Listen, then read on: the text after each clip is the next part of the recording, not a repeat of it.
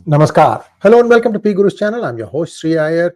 The war or the battle between US and Canada, was it or is it anything to do with Canada? No, it has to do with China. But why is Canada responding for kind by saying that they will also impose 25% tariffs on United States? Well, as far as I know, the law, it has been signed on the 31st of January for taking into effect 1st February, but I'm hearing that the United States is delaying it by a month. This is standard operating procedure as far as Trump is concerned.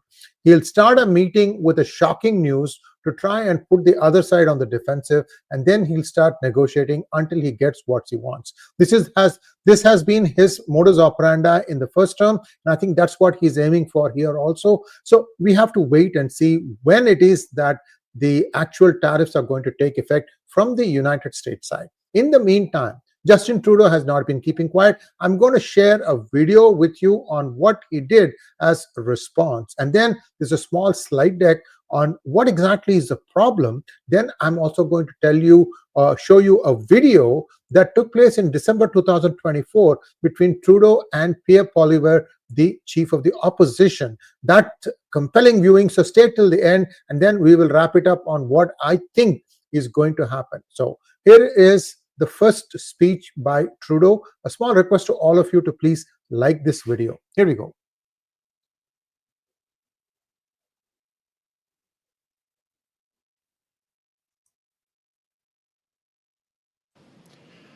Tonight, I am announcing Canada will be responding to the U.S. trade action with 25% tariffs against $155 billion worth of American goods.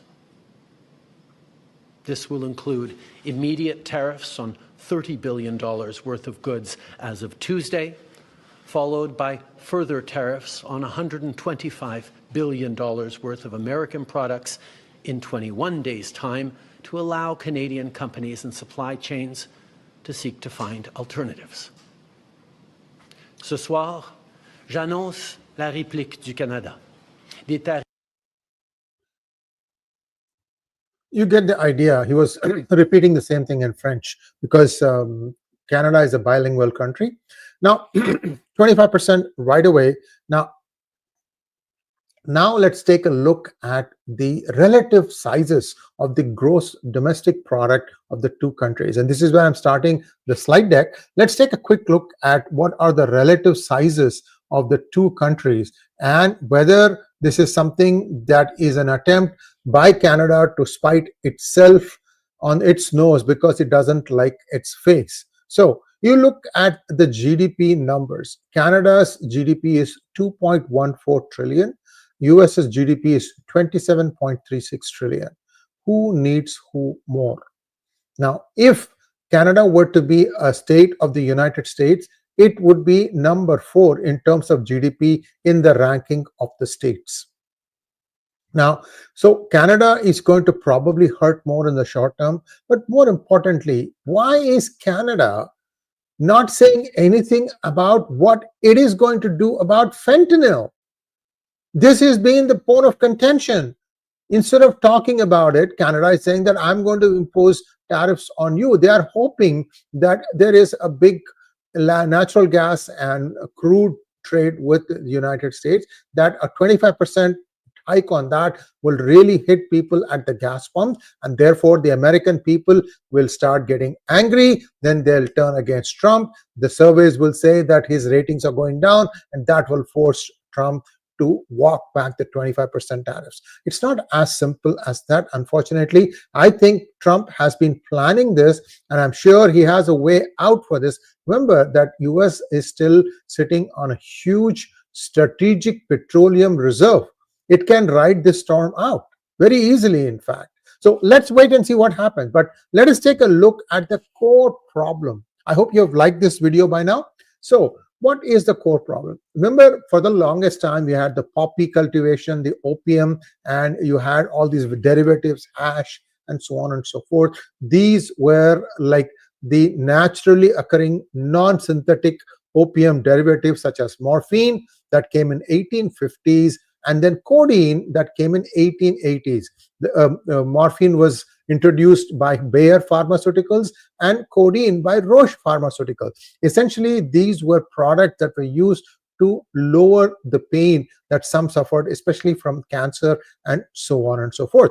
Then the synthetic derivatives started appearing. That means these were things that you could create in a lab.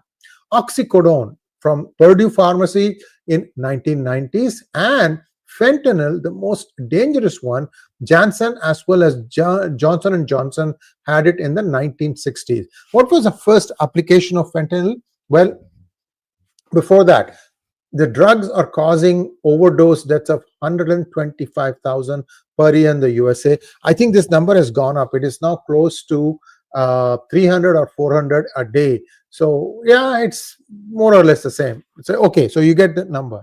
Now, what is fentanyl? Fentanyl is a potent synthetic opioid drug approved by the Food and Drug Administration as an analgesic or pain relief, and it also finds use in as anesthetic to put you into sleep for like surgery and so on and so forth.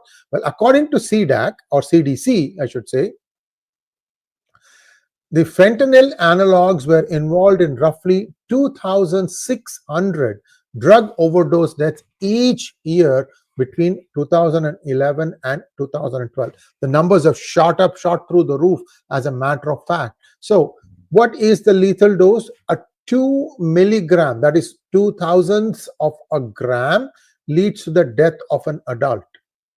Of course, this is not the way it is being administered. It's being administered in a slightly different way. We'll talk about that.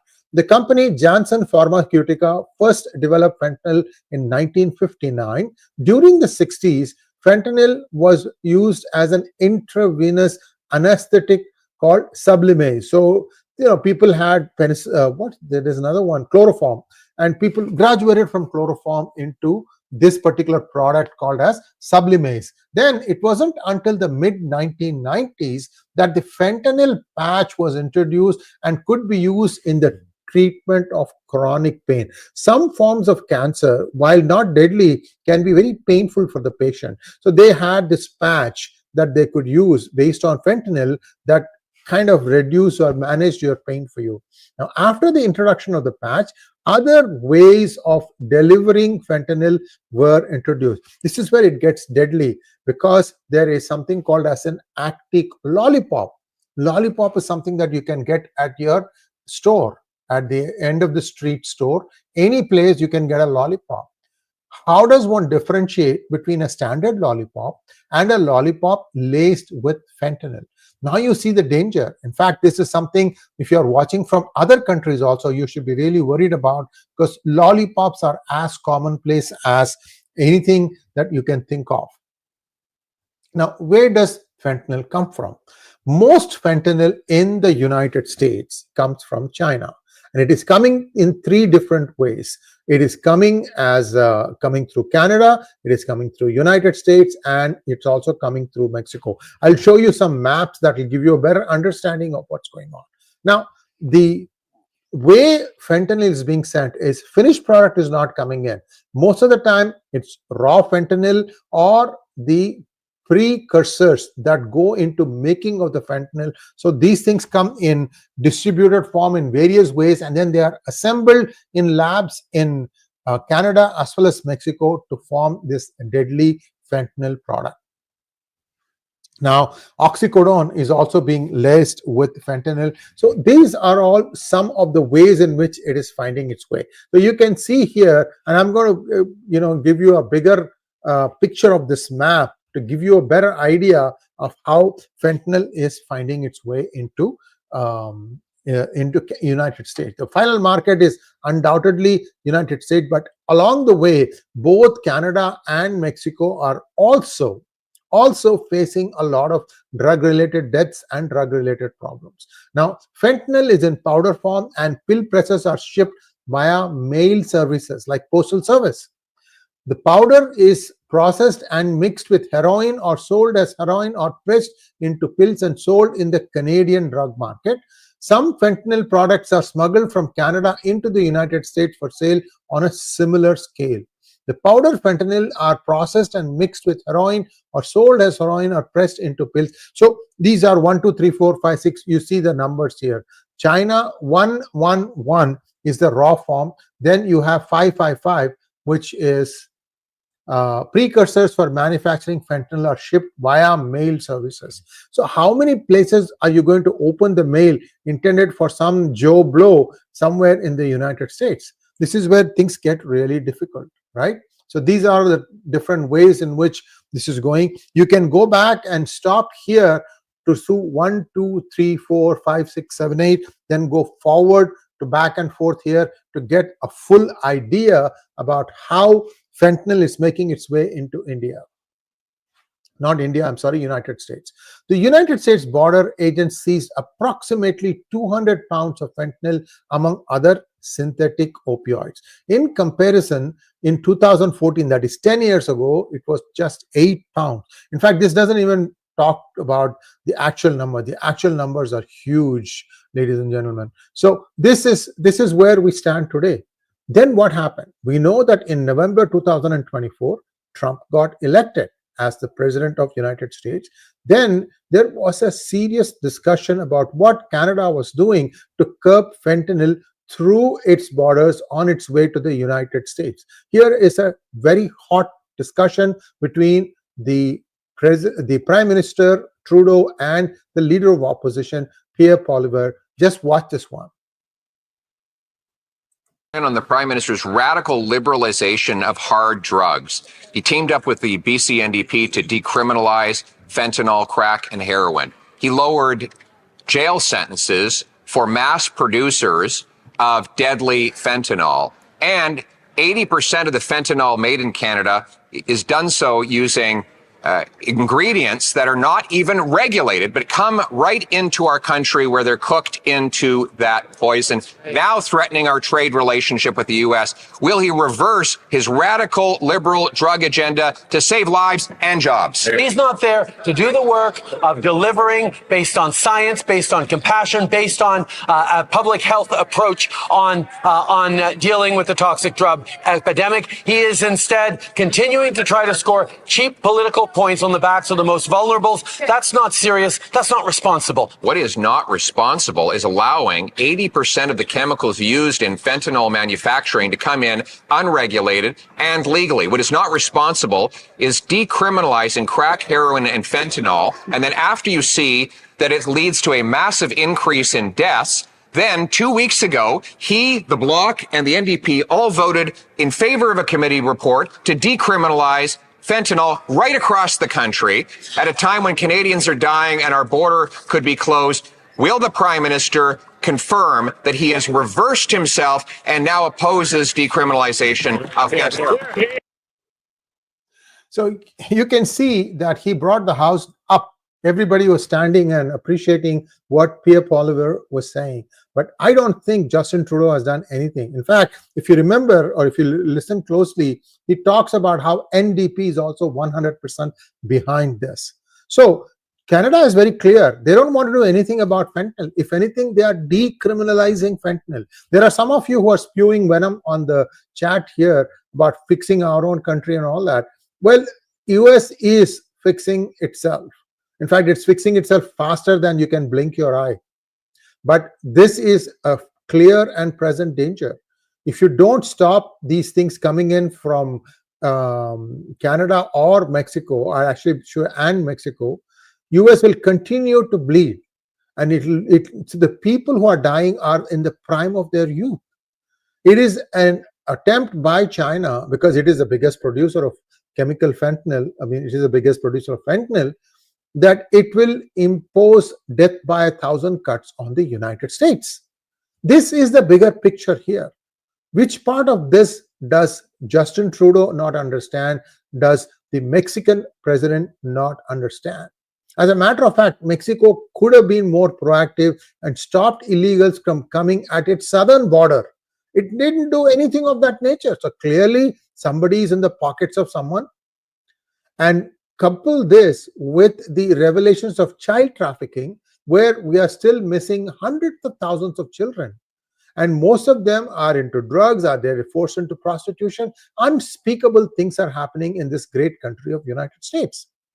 So if Trump is trying to do something about it, why aren't the neighboring countries participating? The problem is not about Canada's trade practices or Mexico's trade practices. It's about its benign way of allowing these drugs to proceed into the United States. Along the way, it is also getting hurt. This part of it is what is really, surprising to me, that nobody seems to understand in Canada. For example, looked like there was an ice hockey game where the visiting US team was booed. This problem is not US. The problem is drugs. The problem is fentanyl. That's what you should be looking at. Try to keep it out of the hands of children, impressionable children. You know that the CEO of YouTube lost her 18-year-old son as a freshman in UC Berkeley to fentanyl. It's not something that's only the people who are not well off are going to use. If you give this thing, kids are impressionable, they want to try out new things, and that's where the problem comes. If you get hooked on fentanyl, 18 months is all you have to live. So far, no antidote has been found. A lot of problems, and I hope that saner minds will prevail, and something that is going to benefit the humanity is going to win in all this stuff. I'm going to look at, see if there's any other questions from any of you guys. I have one or two questions. Let me see what happened. Let me just quickly browse through this. Okay, there's one. There's an interesting one here. While you guys are, while I look for the questions. So I don't know about this, whether you cannot blink because of somebody being high on fentanyl. Now, this is an interesting one. He says, first deal with the problem in your own stupid country rather than blaming others for your misery and misdeeds. Sridharji, point taken, but you are also suffering from this. And no, we are not stupid. We are the ones who are actually pointing out the problem. I mean, look, I'm not carrying a brief for Trump, but this problem has been around for a while now, and Biden just did not do anything about it. In fact, people are saying that Kamala Harris was mostly on drugs. Okay, I think I have, yeah, CEO of YouTube. That is correct. Sarah something. You can take a look at it. Look at it on Google.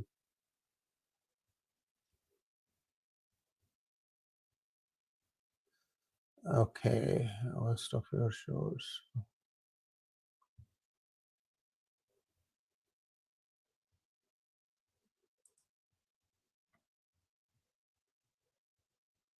All right, we have a few questions, so I'm going to go through them one by one. Starting with Magnet Ranga. Namaskaram, isn't Canada itself affected by its actions with fentanyl? How long before it starts affecting? Not talking about economic impact, but the social impact. Yes, indeed. That is what I showed you, that video where there was an exchange between the leader of opposition and the prime minister. So yes, this is a problem that afflicts Canada also. Shalini wants to know, what is the likelihood that Trump will actually make Canada the 51st state? As a Canadian, I would support this. Shalini ji, I don't know, because remember a couple of things. As a Canadian, you probably are getting better health benefits than if you are a US citizen. So you'll have to pay a lot more for health insurance and for health care if you become part of United States. On the other hand, you might get more money in your hands because the tax base will go down. So there is this balance that has to be struck. And also, what is the bigger benefit for the combined country? I'm not so sure. Again, these are all, like I said, Trump has this habit of shocking you into a meeting, going into a meeting, shocking everybody. So everybody is, coming prepared with this agenda, but he shocks you with something else. Everybody is out of their comfort zone, and somehow he thinks that then he can get a better deal for himself / United States. So we have to wait and see. Maybe there has to be a referendum in Canada where Canadians can decide what is best for them, and also there may be a referendum on the United States as well, as to finding out whether US is ready to accept Canada as its 51st state. There are some procedures that are written in the Constitution on adding things, but who am I? So let's wait and see how it goes. There are pluses and minuses, so it's not something like it's good all the way. Bhaskar Mujumdar wants to know, why is the US not taking action against the drug mafia of Mexico? Is it because the drug mafia is among the biggest customer of the large global banks via money laundering? Good question, Bhaskar. I told you about this. I think I've done 7 or 8 programs so far about how difficult it is becoming to try and stop illegals from entering the southern border, and also to try and stop drugs from entering the southern border. It's not so easy, which is why the United States has deployed army now. This is essentially turning into a war, and they have declared all cartel, all these drug smugglers as terrorists. So they have special powers. They can actually treat it like a war situation. They don't have to explain why somebody was taken out. This is going to be a war. For 3 to 6 months, I expect a lot of activity along the southern border, especially vis-a-vis the cartels, until control comes in. Because I think, I mean, I could be wrong about this, I think the Mexican government is powerless at this point of time.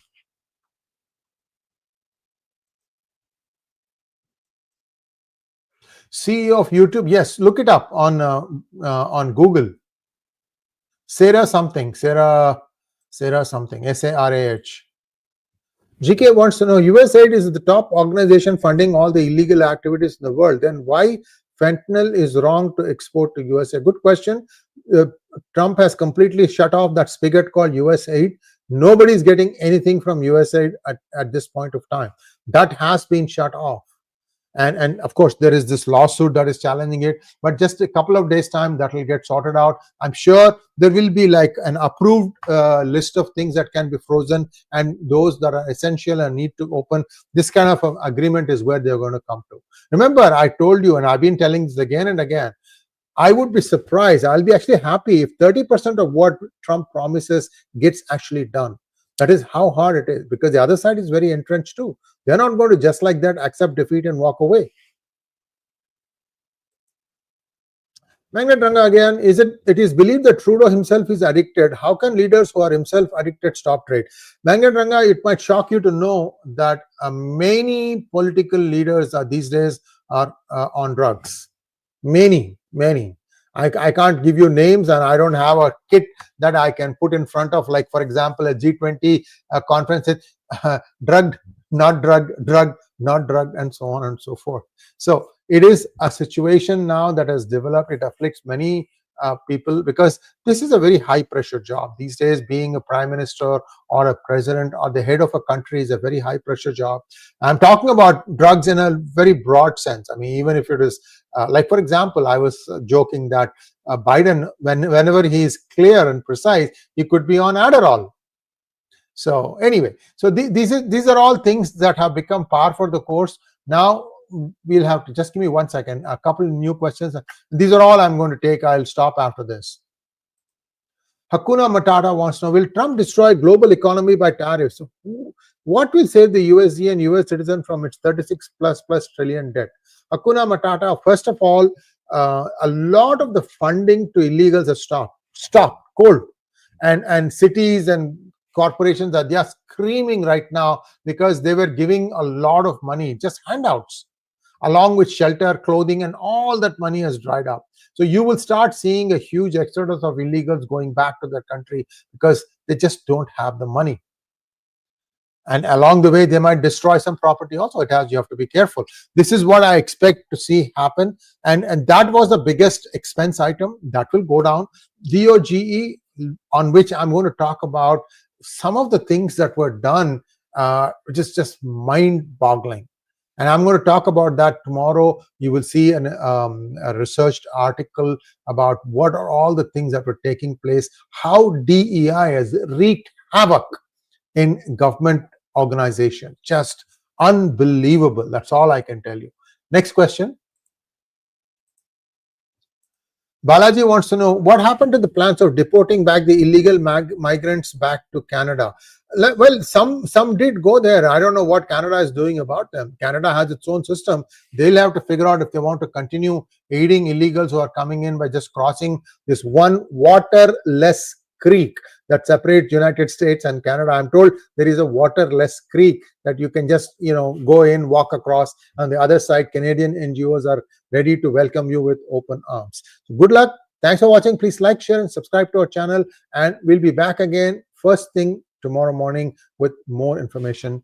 Namaskar.